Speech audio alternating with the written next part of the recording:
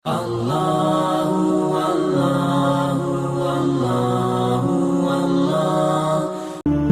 Kemarin terjadi Bapak Ibu sekalian, ada seorang kisah nyata di Saudi, seorang pramugari yang saya tahu pramugari dari penerbangan kita, yang kisahnya sempat dibahas oleh para ulama di Saudi. Itu setelah dia tiba di Jeddah sakit keras dan sempat koma selama sebulan.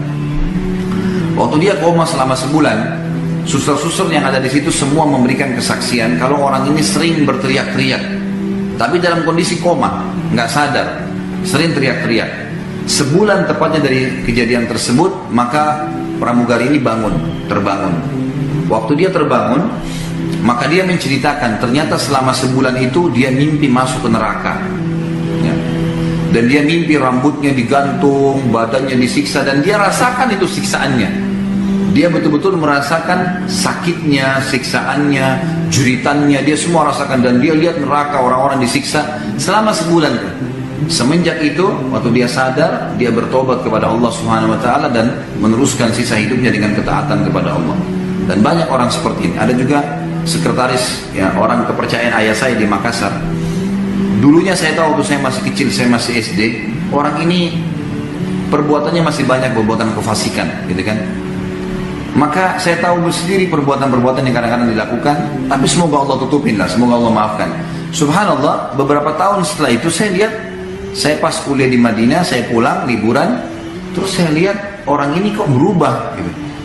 Azan ke masjid, gitu kan. Karena kebetulan waktu itu ada pabrik seng yang dimiliki oleh ayah saya, orang ini kerja di situ, gitu.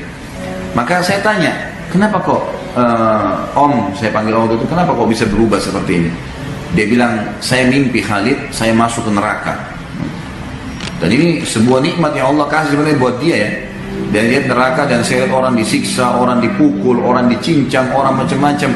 Dan tangan saya ini dibelenggu dengan rantai, dipegang oleh satu orang yang saya tidak bisa lihat wajahnya.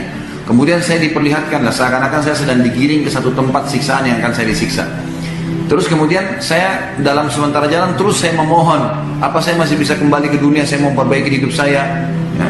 Orang itu tidak jawab, sampai dikelilingi semua tempat-tempat siksaan ini, dan saya lihat sendiri orang teriak, orang kesakitan, orang ini. Sampai akhirnya dia mengatakan, masih ada sisa umur yang tersisa buat kamu, kalau kau mau tobat masih bisa. Kemudian dia pun akhirnya bangun dan sadar, mulai semai itu menjadi orang baik, dan alhamdulillah sampai sekarang Masya Allah, orangnya sudah dalam ketaatan kepada Allah Subhanahu Wa Taala. Tentu tidak semua orang Allah karunia seperti ini, ya. Tetapi kita ambil pelajaran, manusia yang jeli adalah manusia yang mengambil pelajaran dari orang lain. فَبِأَيِّ آلَاءِ رَبِّكُمَا تُكَذِّبَانِ رَبُّ الْمَشْرِقَيْنِ وَرَبُّ الْمَغْرِبَيْنِ فَبِأَيِّ آلَاءِ رَبِّكُمَا تُكَذِّبَانِ.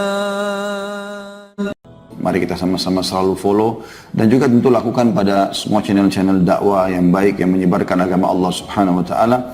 Karena hak itu, kebenaran, bila dijunjung tinggi dan dipertahankan, tentu batil akan hilang.